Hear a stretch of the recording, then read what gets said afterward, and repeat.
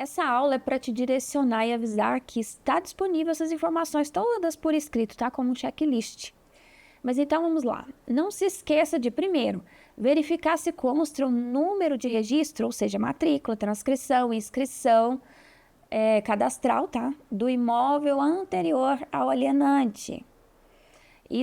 Essa disposição está prevista no artigo 176, parágrafo 1º, inciso 2º, item 5 da Lei 6.015 de 73. E a descrição correta do imóvel, a devida qualificação do imóvel, que está também disposto no artigo 225 da Lei 6.015 de 73, tá?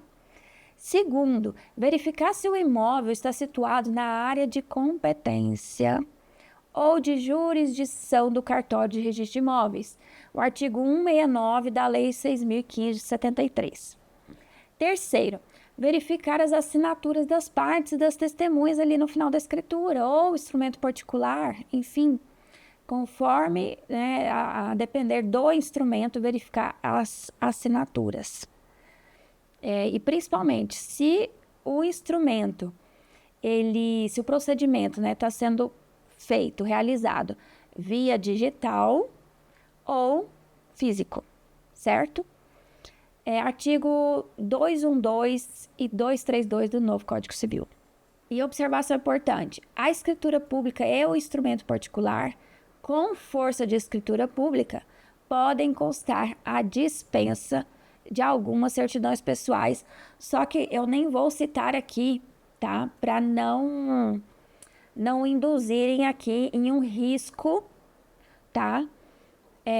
Então, a priori, vale atentar-se, tá? A verificar a situação de todas as certidões.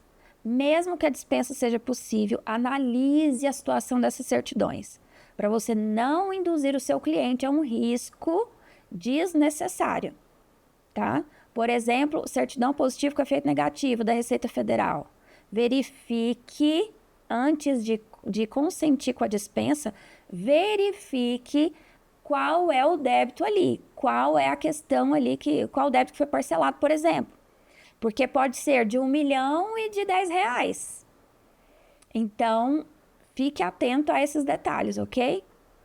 Vamos lá, certidão do imóvel, certidão negativa de débitos condominiais, se for o caso, débitos fiscais municipais, cadastro emitido pelo INCRA, né, com prova de quitação do último ITR lançado, ou, né, quando o prazo para o seu pagamento ainda não tenha sido vencido, certidão de ônus, ações pessoais, reais, repersecutórias, emitido pelo cartório de registro de imóveis competente, cujo prazo de validade nós sabemos que é 30 dias, né? Certidão autorizativa de transferência de imóvel expedida pela SPU, caso a gente esteja falando de área de marinha, tá? Sétimo, devem ser apresentadas, caso haja alienação do imóvel via instrumento particular ou escritura pública, os seguintes documentos também: ITBI, né, que é o Imposto de Transmissão de Bens Imóveis, ITCMD, no caso de partilhas, adjudicações, arrematações, que é o Imposto de Transmissão Causa, Mortes e Doação. 8. Deve ser examinada a necessidade de apresentação da declaração de não condição do empregador, né, e de que não se acha abrangido pelas restrições da Lei Orgânica de Previdência Social e do Fundo Rural, né, nos imóveis urbanos. 9. Verificar a presença do cônjuge, tá? Da assinatura do mesmo nas alienações ou onerações, qualquer que seja o regime de bens. Essa é a previsão do artigo 1.647 do Código Civil, tá? Muitas vezes, nem se for o caso, como anuente, tá? 10º, ainda que o cartório não tenha mais competência sobre um distrito ou município, as averbações feitas nas matrículas ou à margem do registro, no caso de transmissão, inscrição, serão neles efetuadas, tá? Previsão no artigo 169 da Lei 6.015. 11. Se as averbações decorrem da apresentação de título, sejam eles escrituras, instrumentos particulares ou requerimentos assinados pela parte. com firma reconhecida, conforme o artigo 13 da Lei 6.015. Vale salientar aqui novamente acerca de como está sendo procedimentalizado até o ato, se é digital, se é físico, se é híbrido, tá? E também, como aqui fala de firma reconhecida, vale pontuar acerca das assinaturas digitais. No caso do procedimento, está sendo realizado via digital, certo? 12. Nas aquisições e transmissões feitas por pessoas jurídicas, devem constar da qualificação o CNPJ, endereço, nome dos sócios ou representante legal, documento comprobatório para assinatura do ato. Ou seja, se quem está, nós precisamos verificar aqui e juntar o documento comprobatório acerca do poder para tanto, né? Se aquele que está assinando, de fato, ele tem poder.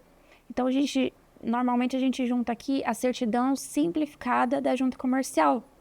No caso de empresas, 13. No caso de penhora, arresto, sequestro, poderão ser feitos por mandado ou certidão. Deverão neles constar o nome do juiz, a natureza do processo, a qualificação das partes, o nome do fiel depositário, se for o caso, a indicação do imóvel penhorado, o valor da execução e a autenticação das peças. 14. Instrumentos particulares com força de escritura pública, no caso de alienação fiduciária. Devem estar assinados e com firma reconhecida de todas as partes, transmitentes, adquirentes e testemunhas. Lembrando dos pontos que eu já trouxe aqui, né? Acerca do procedimento, como ele está sendo realizado, porque cada um traz as suas especificidades. E também no caso de assinatura digital, tem também ali as suas particularidades, que nós precisamos observar aqui, tá?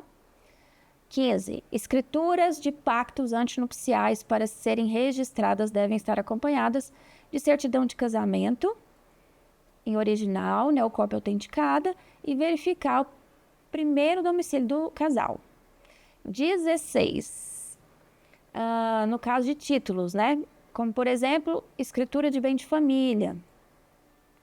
O prazo é indeterminado, porém, deve ser recebido, né? E verificar a distribuição ao oficial substituto da serventia.